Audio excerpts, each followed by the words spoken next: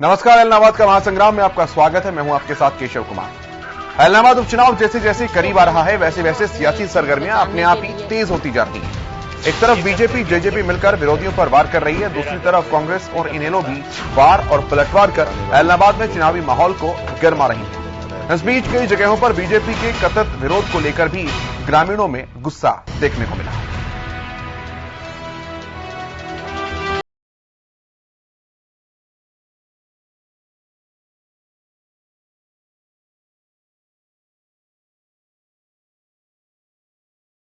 इलाहाबाद उपचुनाव में जीत के लिए सियासी पार्टियां जोरदार प्रचार कर रही हैं। बीजेपी उम्मीदवार गोविंद कांडा के समर्थन में जहां एक तरफ एचएलपी सुप्रीमो और गोविंद कांडा के बड़े भाई गोपाल कांडा धुआंधार प्रचार कर गोविंद कांडा को जिताने की अपील कर रहे हैं, तो दूसरी तरफ उनके साथ जेजेपी सुप्रीमो अजय चौटाला भी कदम से कदम मिलाकर चल रहे हैं। मंगलवार को गोपाल कांडा और अजय चौटाला ने कई गांवों का एक साथ दौरा कर संदेश दिया कि गठबंधन की गांठ मजबूत है। इस दौरान गोपाल कांडा ने न सिर्फ विकास के वादे किए, बल्कि इलाहाबाद के पिछड़ेपन के लिए विरोधियों पर भी जमकर बरसे।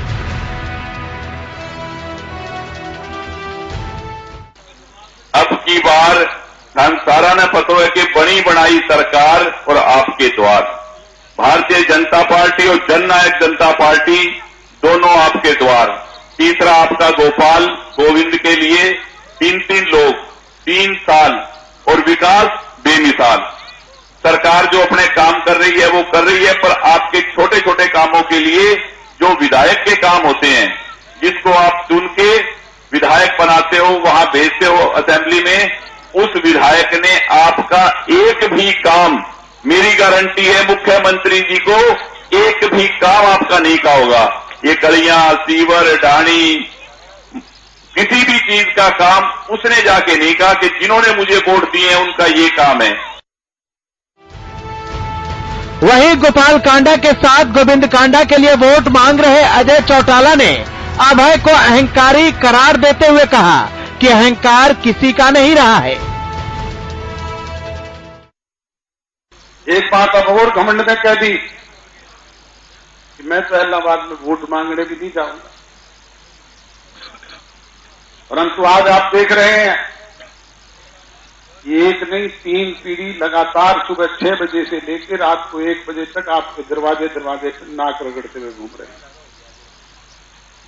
भैया घमंड तो किसी का नहीं रहा। मैं तो किसी की आज तक रही हो तो बताओ। मैं तो रावण की भी नहीं रही। 27% वोट से घट करके आ गए 1.8% वोट से, और वो 8% भी इलाहाबाद वालों ने दे दिए चौटाला साहब के कहने से। बाकी हरियाणा में तो 1% मिला था। 20 विधायक थे, 20 में की संख्या घट करके आ गई 1। और मैं थोड़े दिन पहले कहा करता था कि थोड़े दिन बाद में पूछोगे कि 1 होती थी इनेलो, अब वो 1 भी नहीं रही, 0 हो गई। उधर इनेलो भी इस बार फिर से इलाहाबाद पर कब्जा करने के लिए बेचैन है। लगातार इनेलो इलाहाबाद के गांवों में खाद छान रही है और जीत का दावा कर रही है। उधर इनेलो उम्मीदवार अभय चौटाला दावा कर रहे हैं कि उनके गढ़ को कोई ध्वस्त नहीं कर सकता। हैरानी है, जो भी आता है कागदाना जाता है। पता नहीं कागदाना भी क्या रखा। कागदाना मेरा गढ़ है और ये कहते हैं कि हम गढ़ ध्वस्त कर देंगे। मेरा गढ़ कोई ध्वस्त नहीं कर सकता। ये मुंगेरी लाल के सपने हैं। 2 तारीख को लोग तसल्ली बैठा देंगे। वहीं कांग्रेस भी गांव-गांव घूमकर हाथ का साथ देने की अपील कर रही है। यही नहीं, इनेलो के साथ ही बीजेपी पर भी वार कर रही है। कांग्रेस प्रदेश अध्यक्ष कुमारी सैलजा ने नाथूसरी चौपटा क्षेत्र के कई गांवों का दौरा कर कांग्रेस प्रत्याशी पवन बेनीवाल को जिताने की अपील की। अब कांग्रेस समझती है और हम देख रहे हैं कि लोगों का रुझान कांग्रेस की ओर है। इस जो ये हल्का है इलाहाबाद हल्का, इनके साथ जो ज्यादतियां हुई हैं, जो इनको बरगलाया गया है, सारी बातें सबके सामने हैं और यहाँ के लोग अब चाहते हैं कि कांग्रेस पार्टी को ये मौका दें, क्योंकि आगे आने वाले समय में भविष्य कांग्रेस पार्टी में ही दिखता है। आज के दिन विकल्प भी केवल कांग्रेस पार्टी है और कोई पार्टी नहीं। आईएनएलडी दावा कर रही है कि जमानत जब्त होगी कांग्रेस और बीजेपी की प्रत्याशी। देखो, उनको दावा करना पड़ेगा, एक सीट है उनकी, कुछ तो कहना पड़ेगा ना अपनी एक सीट बचाने के लिए। अब पार्टी ऐसी पार्टी जो एक सीट पर सीमित रह गई है, उनकी राजनीति यहाँ तक सीमित रह गई है, तो वो तो अपना दावा करेंगे। इस बीच कई गांव में बीजेपी के कथित विरोध के खिलाफ ग्रामीणों ने खुलकर विरोध जताया है। ग्रामीणों का कहना है कि कुछ सियासी पार्टियों के लोग सियासी फायदे के लिए इस तरह का विरोध कर रहे हैं। ये लोकतंत्र का गला घोटने जैसा है। लोकदल और कांग्रेस पार्टी के लोग हैं, अगर नहीं है तो मेरी बात सुनिए, इनको निमाधर्मी करवाओ। अगर नहीं है तो वो लोग विरोध कर रहे हैं। जमींदार सब के सब खेतों में हैं, मैं आपको बताऊं। और जब मेरी बात सुनो, हम जमींदार नहीं है क्या? वो उधर खड़े हैं, वो जमींदार नहीं है क्या? जो यहाँ कोई जनसभा सुनने आएगा वो जमींदार नहीं है? क्यों विरोध कर रहे हैं? बगैर मतलब का विरोध करने का कहां जरूरत रहेगी? आपको बताऊं। हाँ ठीक है, विरोध ये है, हम वोट नहीं देंगे पार्टी को। ये करो, कांग्रेस और लोकदल पार्टी के आदमी, इनकी फोटो लीजिए। मैं एक एक आदमी बताता हूँ ये किस पार्टी से संबंधित है, ये किस पार्टी से संबंधित है, मैं बताता हूँ। पार्टियों वालों ने मेरी बात सुनो अपना सिस्टम बना रखा है। कभी कांग्रेस वालों ने आगे कर दिया, कभी लोकदल वालों ने आगे कर दिया। ये कोई तरीका है? गाँव में जो बाहर के लोग आते हैं उनकी बात सुनो, नहीं पसंद है हम वोट नहीं देंगे, वो विरोधी है। हाँ, हम उनका वो सिस्टम सुनने नहीं आएंगे, वो विरोधी है। ये लोकतंत्र का गला घोटने वाली बात है। जो गांव में आए अतिथि के खिलाफ ये प्रदर्शन करना, ये काले झंडे दिखाना अच्छी बात नहीं है। ये बात है। ये तो अगर कोई गांव में आता है उसकी बेइज्जती कर रहे हैं हम। हमारे गांव में अगर कोई आता है उसके साथ ये बदतमीजी कर रहे हैं, वो किसकी बेइज्जती है? गांव की बेइज्जती नहीं है। एक तरफ इनेलो एलनाबाद को अपना गढ़ बता रही है, तो दूसरी तरफ बीजेपी कहती है कि इस बार गड़बड़ है। वहीं कांग्रेस भी इस बार जीतने के लिए हड़बड़ी में है। लेकिन एलनाबाद का सेहरा किसके सर सजेगा, उसके लिए थोड़ा इंतजार करना होगा। Bureau report, Haryana news.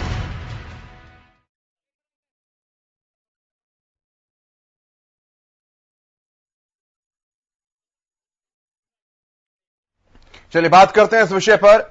जो पैनल मेरे साथ जुड़ा है, सबसे पहले उसका परिचय मैं आपसे कराऊं। मेरे साथ वरिष्ठ पत्रकार अशोक चौहान जो स्टूडियो में मौजूद हैं, बीजेपी के प्रवक्ता रंजीत मेहता जी हमारे साथ हैं। इसके अलावा कांग्रेस के प्रवक्ता सुरेश गौड़ जी हमारे साथ हैं। इनेलो के प्रवक्ता अमनदीप केसरी जी हमारे साथ हैं। विवेक चौधरी जेजेपी के प्रवक्ता आपसे कुछ ही देर के बाद हमारे साथ होंगे। आप सभी का बहुत स्वागत है इस एलनाबाद का महासंग्राम के खास कार्यक्रम में। सबसे पहले हम शुरुआत करेंगे, इनिशियल कमेंट लेंगे, जिसमें जानने की कोशिश करेंगे कि सभी पार्टियां इस इलेक्शन को, इस चुनाव को अपने अपने हिसाब से किस दिशा में जाता हुआ देख रही हैं। एक एक मिनट इनिशियल कमेंट के लिए अमनदीप केसरी जी, शुरुआत आपसे करते हुए। जी चुनाव देखिए, आपको पता है कि कृषि के 3 काले कानून केंद्र की सरकार बिना किसानों के राय मशवरा करके केवल पूंजीपति आकाओं को खुश करने के लेकर के आई, और पूरे भारतवर्ष में करीब 5000 प्रतिनिधि जो जनता चुन करके भेजती है, उनमें केवल चौधरी अभय सिंह चौटाला जी ने वो साहस दिखाया जो जनता की मांग थी कि उनको इस्तीफा देकर के किसानों का समर्थन किया। अब बात चुनाव की आ गई है। जो भारतीय जनता पार्टी का जो बार बार इसे कहना है कि ये 3 काले कानून किसानों के हक में और किसान साथ हैं, कुछ चंद लोग ही हैं जो ये आंदोलन कर रहे हैं या ये मांग कर रहे हैं, वो इस चुनाव के अंदर पता लग जाएगा। ये जनता का जनादेश साफ कर देगा कि जनता 3 कृषि के कानूनों के साथ है या खिलाफ है। एलनाबाद विधानसभा क्षेत्र कृषि से जुड़ा क्षेत्र है और यहां पर ज्यादातर मतदाता जो है किसान है। करीब तकरीबन 80 से 90% आबादी जो है कृषि पर निर्भर है, और एलनाबाद विधानसभा क्षेत्र का जो रिजल्ट है वो एक जनादेश होगा इन 3 काले कानूनों के खिलाफ। ठीक है सर, ठीक है सर। रंजीता मेहता जी, आपके पास मैं आता हूं। इनिशियल कमेंट, किस तरीके से देख रही हैं पॉलिटिकल इक्वेशंस, चुनावी समीकरणें कैसी बनी हुई हैं? देखिए, निश्चित तौर पे बहुत अच्छा प्यार, भरपूर प्यार और आशीर्वाद जो हमारे कैंडिडेट को मिल रहा है। कल ही हमारी कागदाना के अंदर बहुत बड़ी विशाल रैली थी, हजारों की संख्या में वहाँ पे किसान भाई और वहाँ की लोकल जनता हमें सुनने के लिए आई। आज बौखलाहट देखिए कि जो लोग ये कहा करते थे कि हम चुनाव में वोट नहीं मांगने जाएंगे, हमें वोट नहीं मांगने की जरूरत है, हमें घर बैठे वोट मिलेगी, कहीं ना कहीं उनको आज इस बात का एहसास हो रहा है कि कहीं उन्होंने गलती तो नहीं कर दी रिजाइन करके, क्योंकि निश्चित तौर पे आज जो एक अकेला पेड़ भी खड़ा सूख जाता है उसकी तरह वेंटिलेटर पे जो पार्टी है पिछले कई सालों से, आज उनका अंत निश्चित तौर पे आ चुका है। क्योंकि जनता जनार्दन आज जो 17 साल से भुगत रही थी, उनको भी कहीं ना कहीं विकास चाहिए, उनको भी अपने एरिया के अंदर नए हॉस्पिटल चाहिए, उनको भी अपने एरिया के अंदर नए स्कूल चाहिए। अब जैसे कागदाना की बात करती हूँ, जिसको अपना गढ़ बताते हैं अभय चौटाला, कल हजारों की संख्या में वो लोग वहां पर मौजूद थे, सुनने आए थे। और भारतीय जनता पार्टी की सांसद सीता दुगन ने जब घड़ी लगाई वहां पर सुनाने के लिए कि कौन कौन से कार्य उन्होंने वहां पर अब तक करवाए, तो 200 करोड़ के कार्य सिर्फ कागदाना गांव के अंदर, जहां ये अपना गढ़ बताते हैं, आज तक 17 सालों से वो भुगत रहे थे। आज आप निश्चित तौर पे मानेंगे कि आज मैं स्वयं गांव के अंदर होकर आई हूँ, मैं आज स्वयं गांव का दौरा करके आई हूँ। काया पलट कर दी है भाजपा भारतीय जनता पार्टी ने। अब जनता जनार्दन जो है इस कदर खुश है और उनको बड़ी मुश्किल से मौका मिला है कि सत्ता में अपना हिस्सा भागीदारी करें, और निश्चित तौर पे इस बार कमल खिलेगा, और कमल खिलते ही जो इलाहाबाद की जनता है वहाँ धन्यवादी दौरे। ठीक है मैम, ठीक है। सुरेश राउत जी, किस तरह से देख रहे हैं चुनावी समीकरणों को आप? Initial comment. देखिए, जिस तरीके से बीजेपी ने अपना उम्मीदवार यहाँ पर चुनावी मैदान में उतारा, लेकिन चुनाव कैंपेन की कमान जो है वो जेजेपी को सौंप दी।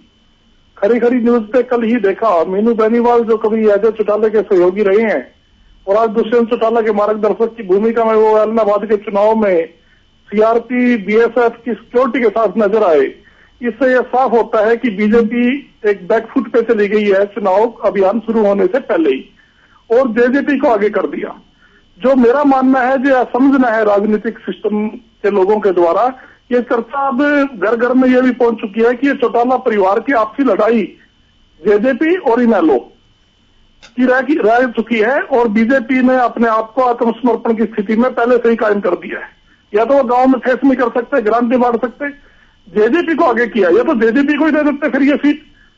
अब इसमें यह बात आ जाती है कि इस चौटाला परिवार की जो ये लड़ाई है, लोग उसमें गुमराह होने वाले नहीं है। क्योंकि अगर चाचा ने इस्तीफा दिया है दुष्यंत चौटाला जी के, अजय चौटाला जी चाचा जी ने, तो वो मनोहर लाल खट्टर को 40 सीटों की जरूरत होती थी मुख्यमंत्री रहने के लिए, उनको सुविधा प्रदान की, रिजाइन देकर 45 सीटों में मुख्यमंत्री बने हैं वो।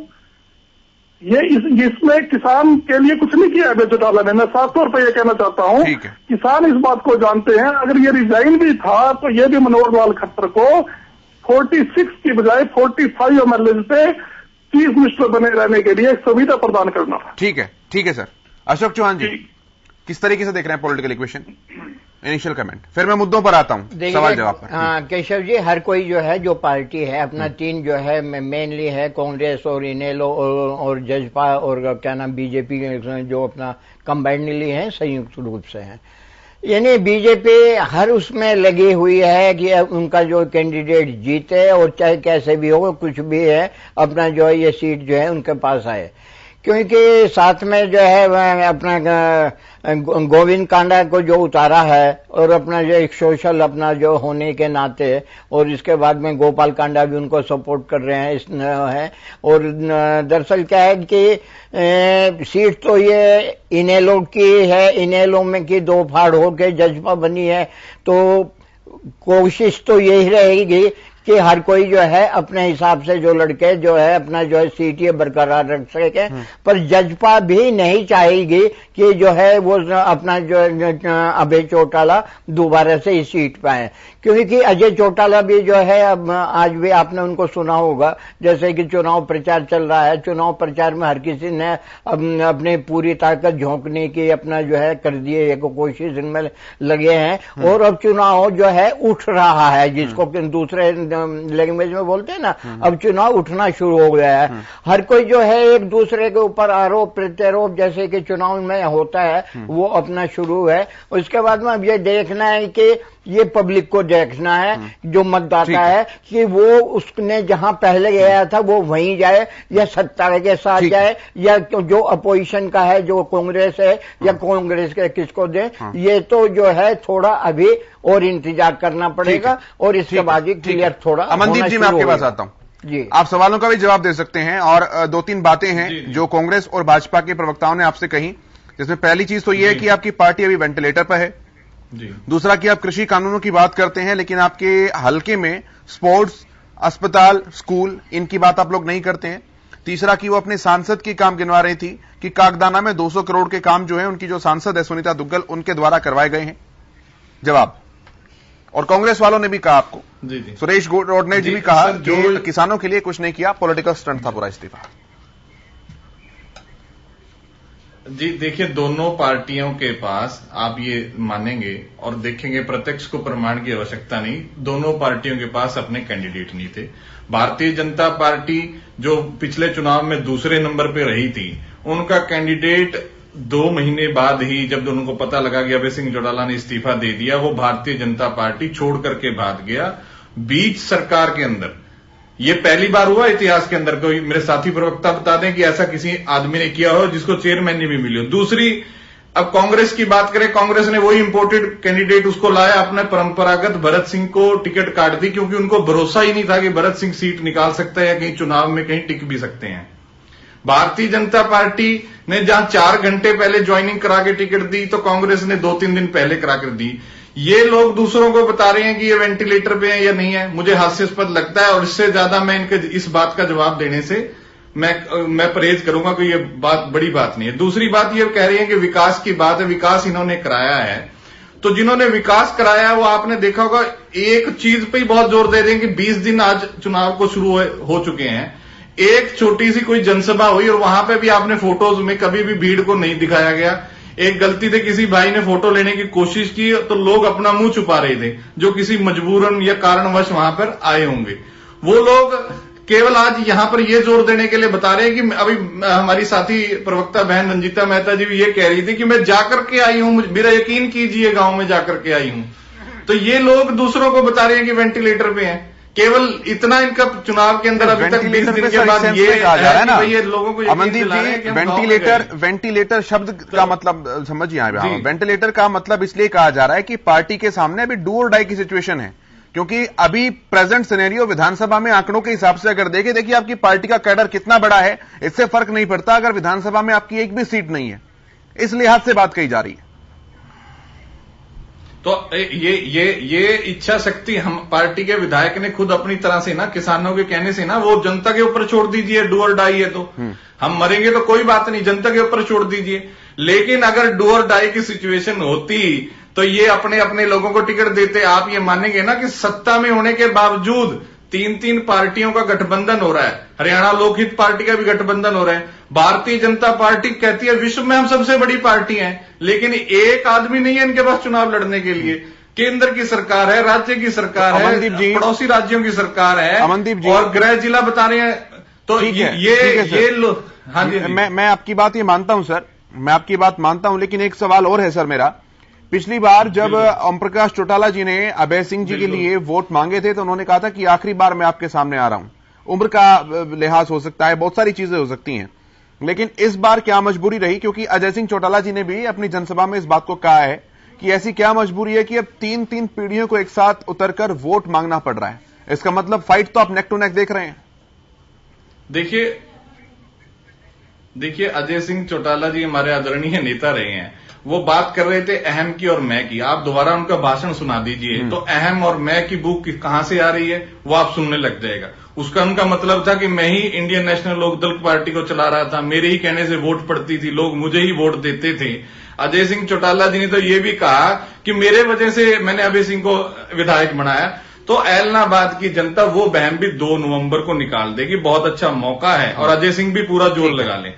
रही दूसरी बात, आपने कहा ओम प्रकाश चौटाला जी ने कहा था कि मैं नहीं आऊंगा। देखिए बुजुर्गों की आम भाषा में हरियाणा प्रदेश में ऐसी बात बुजुर्ग कह देते हैं कि उम्र का लिहाज नहीं कि भाई मैं अगली बार आपसे आप मिलूं या ना मिलूं।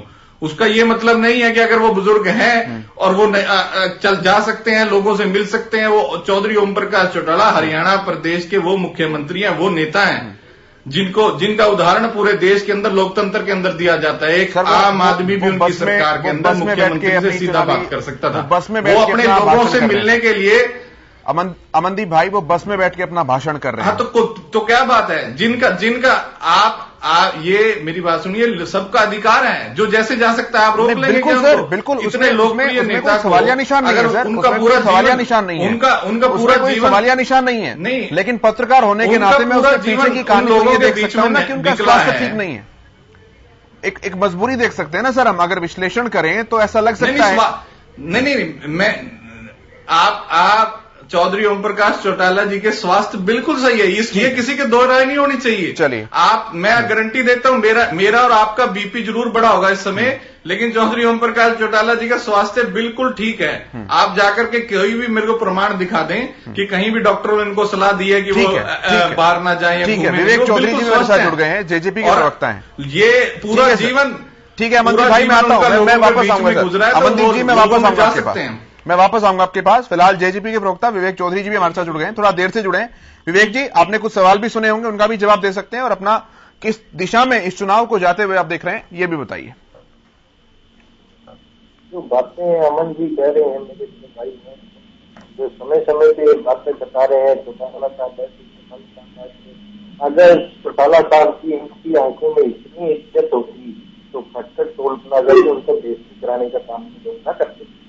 किसानों का मुद्दा लेकर ये कहते हैं हमने रिजाइन दिया, किसानों की बात करके हमने रिजाइन दिया और किसान इन्हें बोलने नहीं देते।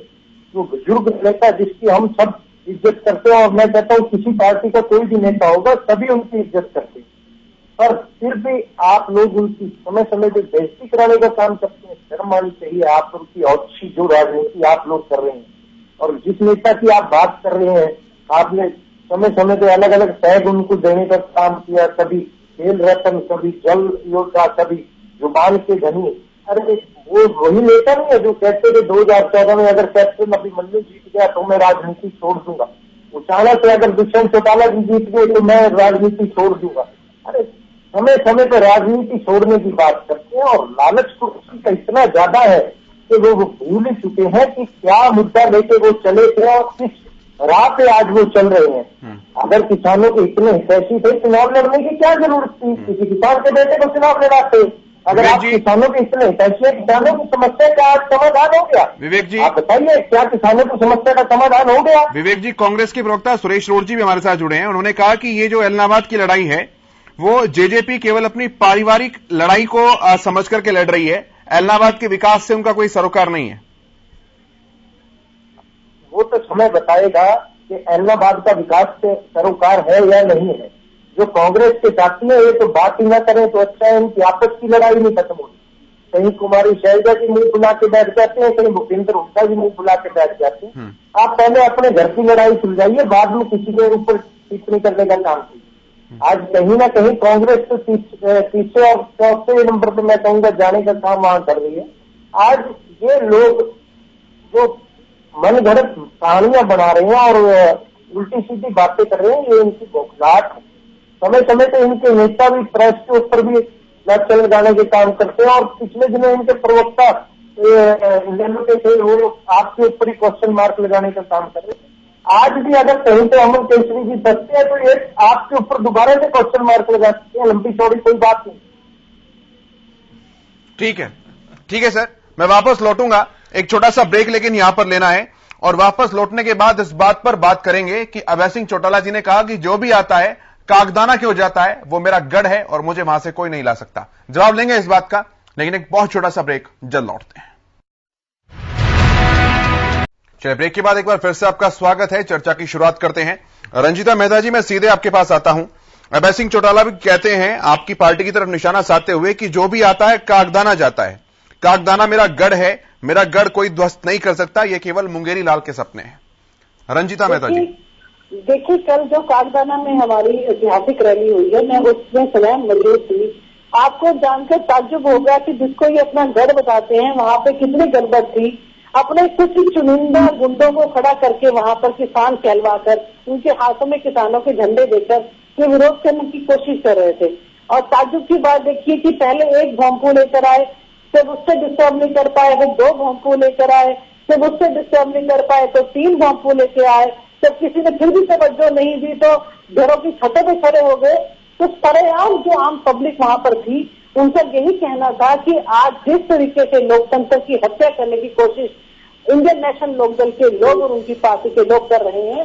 ताज्जुब है उनको कि जिस तरीके से उन्होंने आज तक गलती की थी उसको सुधारने का उनको पहली बार मौका मिला है। न केवल कागजाना, अगर मैं आपको फेयर लिस्ट पूरी गिनाऊं कि अहमदाबाद के अंदर भारतीय जनता पार्टी की सांसद सुनीता दुग्गल बनने के बाद कितने विकास कार्य उन्होंने अपनी मेहनत से करवाए। बिल्लू जी से ये पूछिए पिछले 17 सालों से कहां पर खोए हुए थे और आज तक उनको इलाहाबाद उसके विकास का काम क्यों नहीं याद आए। आज तलवाड़ा खुद के अंदर मैं गई हूँ, एक एक गली, एक एक नाली पक्की कर दी है उन्होंने। जिस तरीके की डेवलपमेंट हुई है, जिस तरीके से जगह जगह पे चिकित्सालय खुल रहे हैं, जिस तरीके से 15 नए सामुदायिक तालाब बनाए गए हैं, जिस तरीके से बागबानी की खुशहाली आने के बाद 16 जो ग्राम है वो बागबानी के लिए ग्राम के लिए घोषित हुए हैं।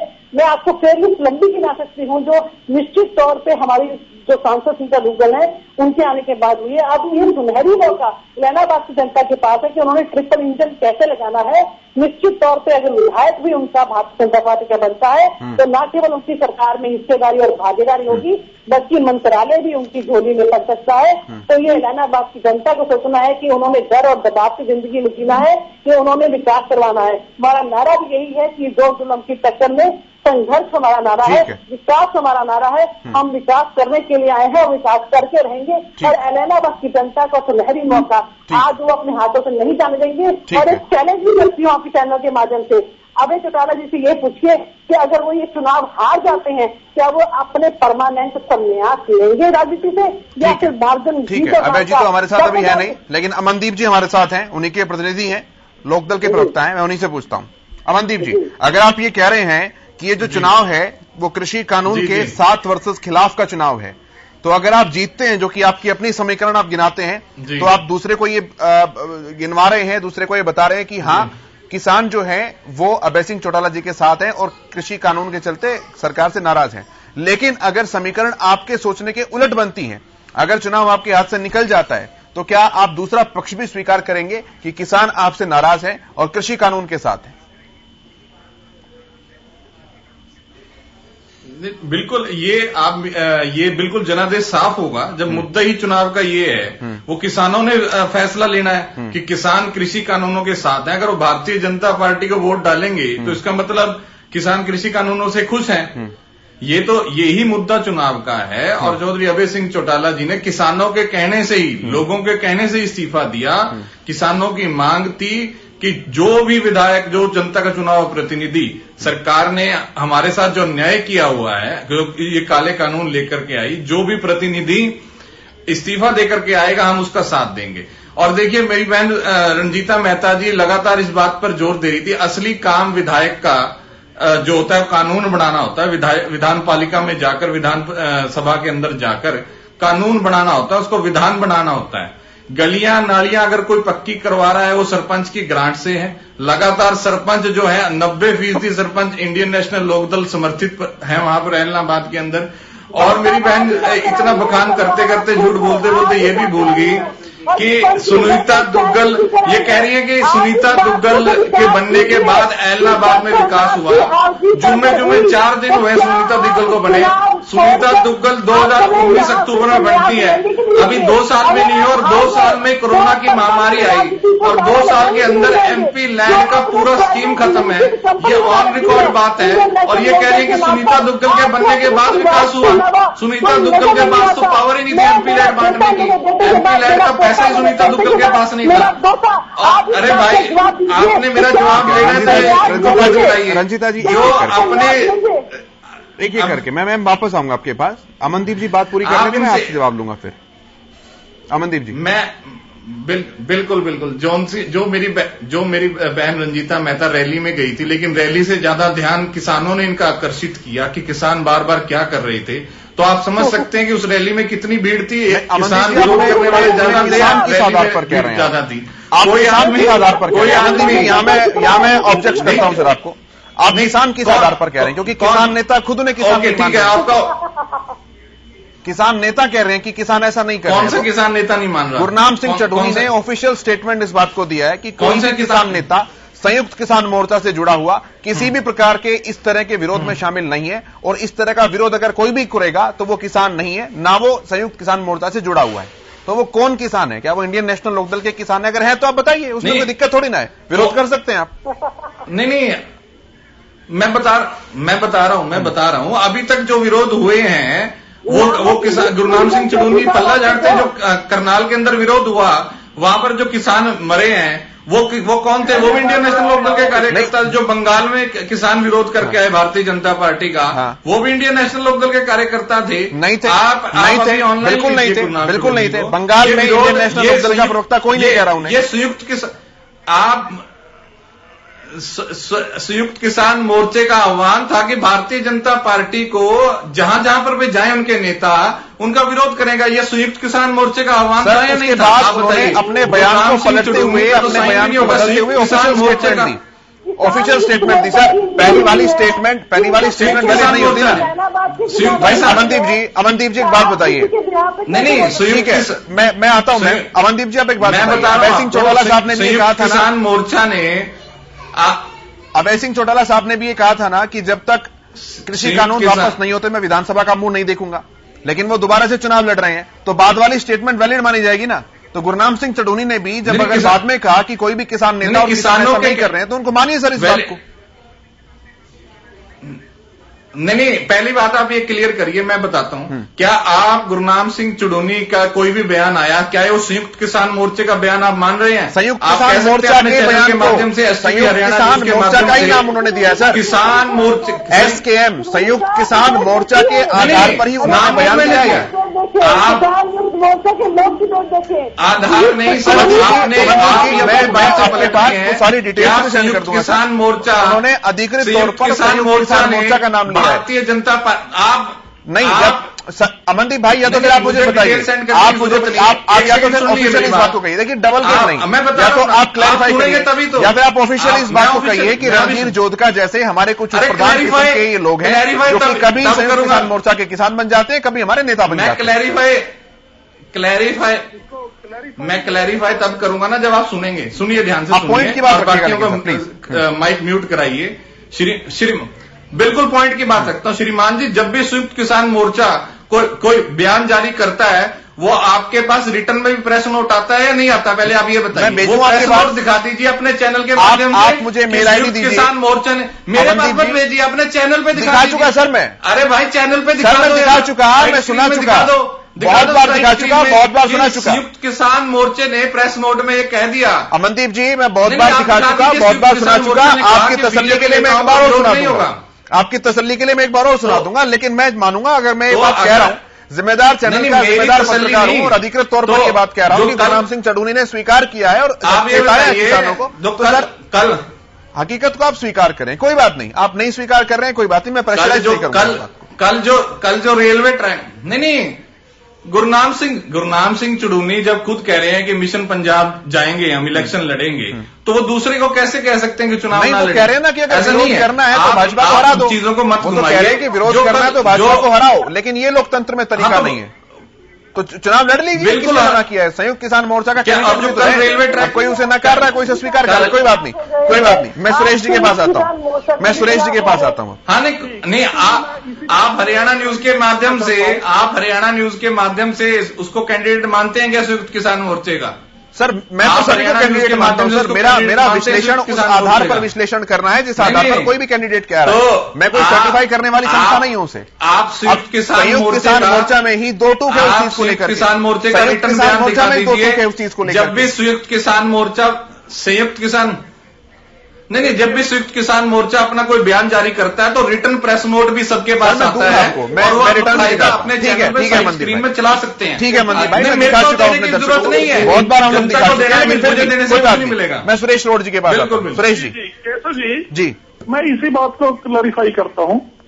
ये बिल्कुल सही बात है, मैं आपके हरियाणा न्यूज के चैनल के साथ हूं, ये सही बात है, क्योंकि चढ़ूनी साहब संयुक्त किसान मोर्चे के लीडिंग लीडर हैं।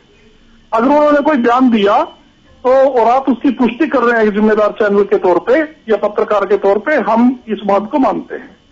इसका संदर्भ ये बनता है कि इससे पहले भी एक घटना हुई है उस घटना में भी मेरी आवाज आपको जी हम सुन पा रही है? बिल्कुल पूरा प्रदेश सुन रहा है आपको सर, उस रखिए अपनी बात। घटना में भी देखिए, अगर संयुक्त किसान मोर्चे ने किस हालात में ये बयान देना पड़ा, क्योंकि संयुक्त किसान मोर्चे के हर धड़े के बड़े लीडरों ने पहले से कहा है कि हम किसान आंदोलन को राजनीतिक आंदोलन नहीं बनने देंगे।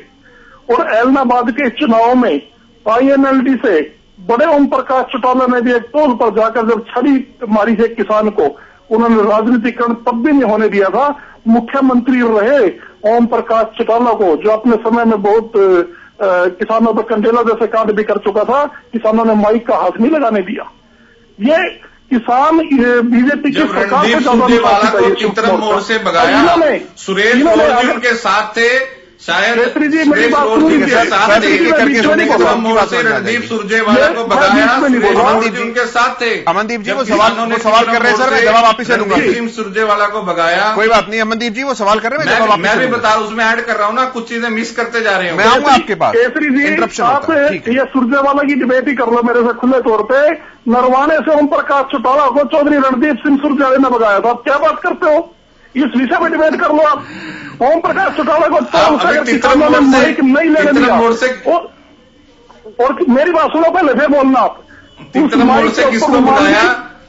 अरे केसरी जी, आप डायरिया रख के मेरी बात सुन लो, फिर जवाब देना। संयुक्त किसान मोर्चा की स्टेज पर चौधरी अभय सिंह चौटाला जी को, SKM की स्टेज पर अभय सिंह चौटाला जी को सम्मानित किया गया बकायदा। क्या बात करते हैं आप दिखाइए वो वीडियो। आप सुरजेवाला की हिम्मत नहीं है वहां पे घुस जाए, आप सुरजेवाला पे डिबेट करते हैं। सुरजेवाला की अमनदीप जी हम एलनाबाद पे बात कर रहे हैं, मैं चाहूंगा कि हम एलनाबाद पे रहें प्लीज। हाँ तो मैं बिल्कुल मैं एलनाबाद पे रहूं, लेकिन मेरे साथी प्रवक्ता को जरा संयुक्त किसान मोर्चे ने ये कार्रवाई, ये बयान इसलिए देना पड़ा कि वो अपने आंदोलन को राजनीतिक नहीं होने देना चाह रहे, वो गैर राजनीतिक रखना चाह रहे हैं। और उन्होंने ये अनुशासन बनाए रखने के लिए कदम उठाया है, इसमें कोई दो राय नहीं है। क्योंकि संयुक्त किसान मोर्चे का अपना एक एजेंडा है, वो किसानों के लिए, अन्नदाताओं के लिए लड़ रहे हैं। और कोई भी व्यक्ति जाके, ये मेरा भाई अभी कह रहा था कि आप ऐसे बोल रहे हैं, उन्होंने माइक के ऊपर जो इनका स्टाइल होता है ना, रुमाल रख के कपड़ा बांध के बोलने के लिए, कपड़ा रख लिया था तो भी किसानों ने हाथ नहीं लगाने दिया। इस बात को जुटला सकते हैं ये। और रही बात नरवाना की, नरवाना में क्या हुआ सबको पता है, मुख्यमंत्री होते हुए नाक रगड़वाई, कैसी बात कर रहे हैं ये? हरियाणा में नरवाना में जींद की धरती पर को नहीं आप ललकार सकते, आप किस तरीके की बात कर रहे हैं? और एलनाबाद की जनता भी जागरूक हो चुकी है। इस चौटाला परिवार की लड़ाई से चुनाव छुटवाकर कांग्रेस को जिताकर इतिहास रचेगी इस बार ये। कैथल और जींद के अंदर, ठीक है, मैं जवाब लेता हूँ। मैं विवेक जी के पास अब आ रहा हूं। सब जनता ने देखा। ठीक है अमनदीप जी, मैं विवेक जी के पास आ रहा हूँ। विवेक चौधरी जी। नहीं सर, मैं एक चीज जोड़ दूं बीच के अंदर। चौधरी अभय सिंह चौटाला केवल मात्र एक ऐसे नेता है जिनको संयुक्त किसान मोर्चा ने अपनी स्टेज पर सम्मानित किया हुआ है। संयुक्त किसान मोर्चा के स्टेज अभय सिंह चौटाला को सम्मानित। ठीक है, मैं सबके पास आ रहा हूँ, मैं विवेक जी के पास आता हूँ। विवेक लेकिन डिबेट में बचने नौकरी का कैसे रखा जाता है? आज कहीं ना कहीं इनकी बौखलाहट है। मैं ये कहूंगा, ये सब देखने की बात ये है, जो लोग चुनाव शुरू होने से पहले ये कहते थे कि एलनाबाद हमारा गढ़ है, वो आज कहीं ना कहीं कहते हैं पगडाना हमारा गढ़ है। और एक हल्के से एक गांव तक लोग पहुंच चुके हैं, और वहां पे भी जो कल हुआ वो सबके सामने था, किसका गढ़ था किसका नहीं था, सब जनता ने देख लिया। और गोविंद कांडा जी जिस तरह से लीड मार्जिन पे आज चल रहे हैं और जो उनकी हवा आज पे चल रही है, उसको देख के वो बौखला चुके हैं। मैं तो अभी एक वीडियो देख रहा था उनके नेता की, वो कह रहे थे कि अगर ये चुनाव मैं जीतता हूं तो इसका असर यूपी के चुनाव पे भी पड़ेगा। अरे जनाब, आप अपने चुनाव पे तो ध्यान दे दीजिए, यूपी में कहाँ पहुंच गए? आज कहीं ना कहीं ये दोनों ही प्रवक्ता, मैं तो कहूंगा कांग्रेस का भी और इनेलो के भी, जो असल मुद्दा है इलाहाबाद चुनाव, उससे भागने का काम कर रहे हैं। कांग्रेस के प्रवक्ता बहुत जोर जोर से कह रहे हैं रणदीप सुरजेवाला, ये सारे जींद के अंदर क्या हुआ था, जींद के अंदर क्या हुआ, कैसी टक्करें दी, आप ये बताइए। और ये जो मेरे इनेलो के प्रवक्ता काफी कह रहे थे, गुरनाम सिंह सिरोही ने ऐसा कहा, गुरनाम सिंह सिरोही ने ऐसा कहा, पेशेंट की मैं इनसे एक सवाल पूछना चाहूंगा, क्या ये गुरनाम सिंह सिरोही को किसान नेता मानते हैं? बताइए अमन जी, आप बोलिए, क्या आप गुरनाम सिंह चढ़ूनी को किसान नेता मानते हैं? नहीं, वो एंकर मैं आप बताइए, मैं आपसे मैंने आप बताइए, सवाल था। आप मानते हैं? नहीं, किसान नेता मानते हैं नहीं मानते हैं? बिल्कुल किसानों का प्रतिनिधित्व कर रहे हैं वो। उनका एक अपना यूनियन है, भारतीय किसान यूनियन चुड़ूनी ग्रुप, तो मैं कैसे निकाल सकता हूँ? वो भारतीय किसान यूनियन चुड़ूनी के नेता है, कैसे निकाल सकता हूँ? आप पहले कर्म बना के आइए, अपने नेता से पूछ के आइए। आपके नेता करण चौटाला कहते हैं कि वो गुरनाम चुड़ूनी कांग्रेस के एजेंट है। आप लोगों को यही नहीं पता डिबेट में जाने से पहले कि क्या है क्या नहीं है। आप असलियत से पहले परिपक्व होकर आइए यहाँ, आप लोगों को बुलाने के सामने कीजिए। आप तो कह रहे हैं कि गुरनाम सिंह चढ़ूनी किसान नेता है, तो गुरनाम सिंह चढ़ूनी का आपको एक बयान भी याद दिलाना चाहूंगा, जिसमें उन्होंने हैदराबाद के अंदर ये बात कहने का काम किया कि अभय सिंह चौटाला अपनी उंगली कटा के शहीद होने का काम कर रहे हैं। उन्होंने क्या समस्या का समाधान हो गया, वो दोबारा चुनाव में क्यों जा रहे हैं? उस बयान को शायद आप भूल गए। आप अमन जी, आप इन बातों का मुझे जवाब दीजिए। कहाँ के नेता, कहाँ की बातें?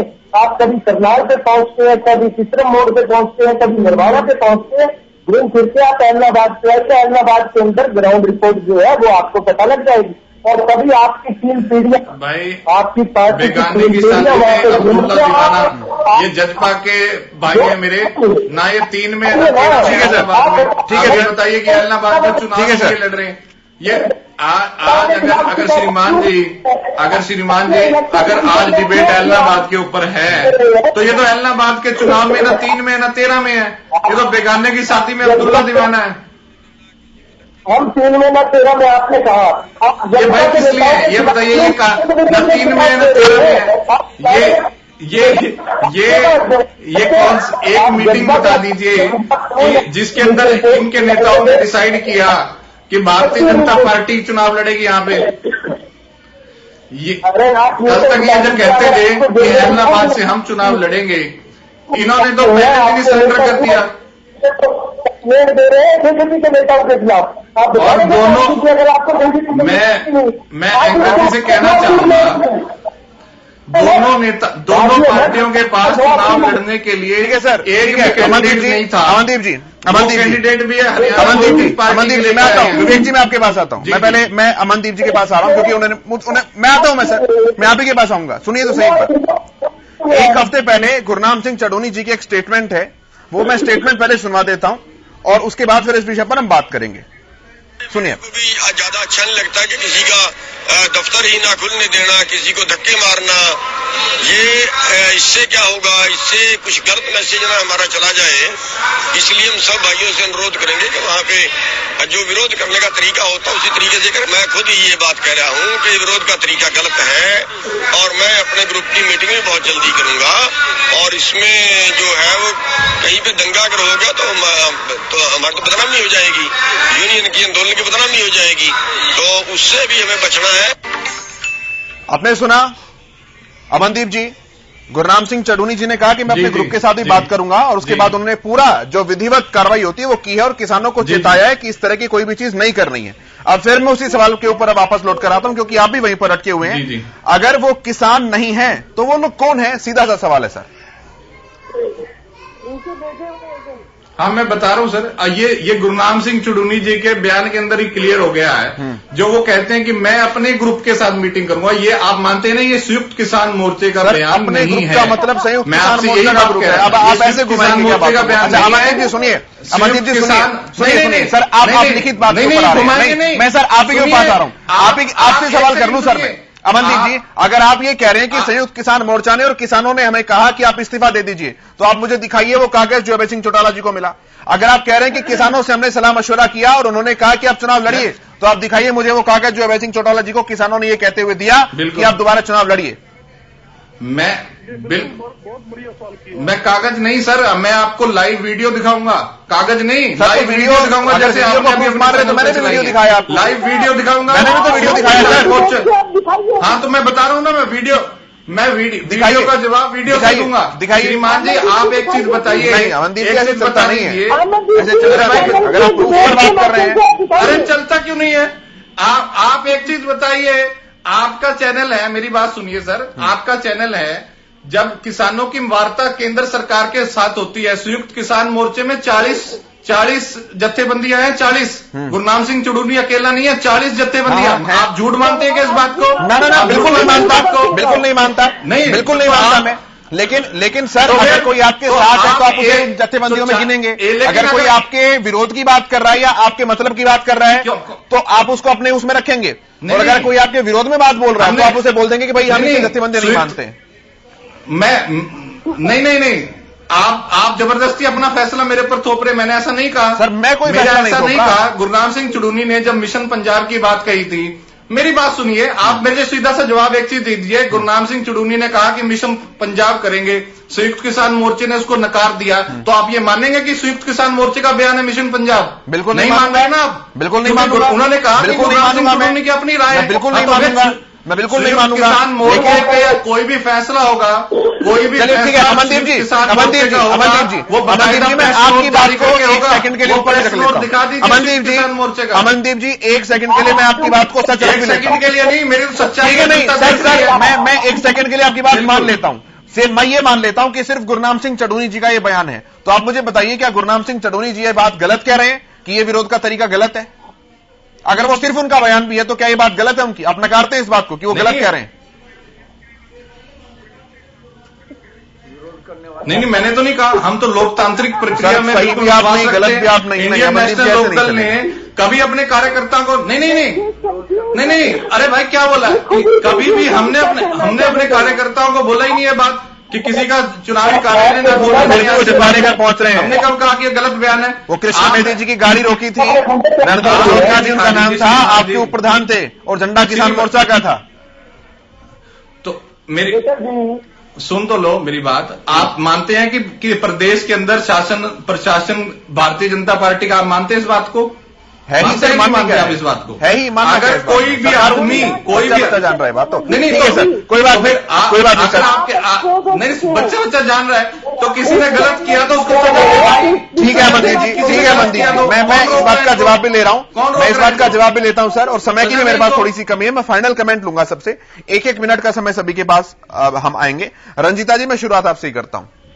मैं दाद देती हूँ आपको, जिस तरीके से आज आपने इनको सबके सामने रिपोर्ट करने का काम किया। नहीं, मैं अपना काम ही कर रहा हूँ, इसमें दाद देने वाला कुछ नहीं है, इसमें दाद देने वाला कुछ नहीं है। मैं प्लीज, ये सारी जनता जनार्दन जो है आपके चैनल देखती है, और चैनल के माध्यम से वो देख रही है कि किस तरीके से दोगला रवैया, न केवल डिबेट पर जबकि हरियाणा की जनता जनार्दन आज फैसला करेगी कि उनको दोगले चेहरे चाहिए, जिनकी हर मिनट के बाद स्टेटमेंट चेंज होती है। उनको दबाव की राजनीति चाहिए, उनको दंगाई की राजनीति चाहिए, कि उनको अपने एरिया का विकास चाहिए। सुनहरी मौका इलाहाबाद की जनता के पास है कि अपना सही मतदान करे, सही वोट करे, और अपने विकास की और अपने एरिया की काम की बात करें, ना कि लोगों से दफ्तर जीना सीखें। ठीक है, सुरेश जी, सुरेश रौड़ जी। देखिए, चौटाला परिवार के अपने जो पारिवारिक झगड़ा है, इसका जो बेनिफिट है हमारी कांग्रेस पार्टी को मतदाता जरूर देंगे, क्योंकि मतदाता फैसला कर चुके हैं। इनके चुंगल से निकलने में भलाई है, और बीजेपी का जहां तक बात है वो कोई रेस में नहीं है। बीजेपी जेजेपी को आगे करके खुद ही आत्मसमर्पण कर चुकी है। ठीक है सर। अमनदीप जी, फाइनल कमेंट। जी, जिस प्रकार से सारे प्रवक्ता साथियों का निशाना केवल अभय सिंह चौटाला है, सारी पार्टियों का निशाना केवल अभय सिंह चौटाला है, उसी बात से क्लियर हो जाता है कि इस चुनाव को कौन जीतने वाला है। इलाहाबाद की जनता बिल्कुल मन बना चुकी है, और अपनी वोट रूपी थार से, ठीक है, अपनी वोट रूपी गाड़ी से, जैसे भारतीय जनता पार्टी ने किसानों को कुचला, ठीक है, प्रकार से अमनदीप जी, भारतीय जनता पार्टी नेताओं ने किसानों को कुचला, इलाहाबाद की जनता अपनी वोट रूपी हथियार से इनको कुचलने का काम करेगी। आप भी यही है, रंजीता मेहता जी से पूछिए। अमनदीप जी, 2 नवंबर को अगर भारतीय जनता पार्टी में हारती है तो क्या ये राजनीति छोड़ेगी? जो सवाल ठीक है सर, क्या ये स्वीकार करेंगे? ठीक है अमनदीप जी, अपनी वोट रूपी हथियार से इलाहाबाद की जनता लखीमपुर का बदला लेगी 30 तारीख को, और 2 नवंबर को आपके सामने नतीजा आएगा। ठीक है सर, ठीक है मैम, ठीक है मैम, अमनदीप जी, लेकिन ये बात तो आप थोड़ा सा समझेंगे। एक पत्रकार होने के नाते मैं आपको ये सलाह दे रहा हूं कि सभी पार्टियां निशाने पे इसलिए साध रही हैं आपको क्योंकि विधायक जी आपके थे और इस्तीफा उन्होंने दिया है। विवेक चौधरी जी, आपके पास मैं आता हूं, जवाब दीजिए। सभी उसी की तरफ भागते हैं ना, जो जीतने वाला हो उसी को बोल। ठीक है सर, कोई बात नहीं, मैं फाइनल कमेंट ले रहा हूं, मैं फाइनल कमेंट ले रहा हूं। अमनदीप जी प्लीज मुझे ऑडियो डाउन करनी पड़ेगी। फाइनल कमेंट, समय की कमी है। विवेक जी बता रहा हूं, आज कहीं ना कहीं मेरे सवाल का जवाब अमन जी के पास नहीं था, और ये बातें कर रहे हैं कि हम ऐसे और वैसे, कहीं सीधी की बात करते हैं, कहीं कुछ बात करते हैं। आज बौखलाहट है ये इनकी, जो जीत गोविंद कांडा जी को इनको दिख रही है, उसको देखते हुए ये बौखला चुके हैं, ये भी बौखला चुके हैं, इनके नेता भी बौखला चुके हैं। आज ये कह रहे हैं कि जेजेपी का आधार नहीं है, जेजेपी का कुछ नहीं है, तो आप जेजेपी के नेताओं की शिकायतें क्यों दे रहे हैं इलेक्शन के बच्चों को? आप बताने का काम कीजिए। अगर आपको इतना ही डर, मैं आपको इनका फोटो दिखा दूं, आपको इनका फोटो दिखा दूं। गीतिका के कातिल जिंदा है। ठीक है सर, ठीक है, गीतिका के कातिल जिंदा है। आपके मैं आपकी फोटो क्या क्या दिखाऊं, आप बताइए। जिस मुद्दे में ठीक है सर, ठीक है सर, ठीक है सर, समय की मेरे पास कमी है, लेकिन आप सभी पैनलिस्ट का बहुत धन्यवाद। अशोक जी, रंजिता जी, सुरेश जी, विवेक जी, अमनदीप जी, इस चर्चा में शामिल होने के लिए आप सभी का बहुत धन्यवाद। मेरे साथ इस कार्यक्रम में इतना ही, लेकिन हरियाणा न्यूज पर खबरों का सफर लगातार जारी है।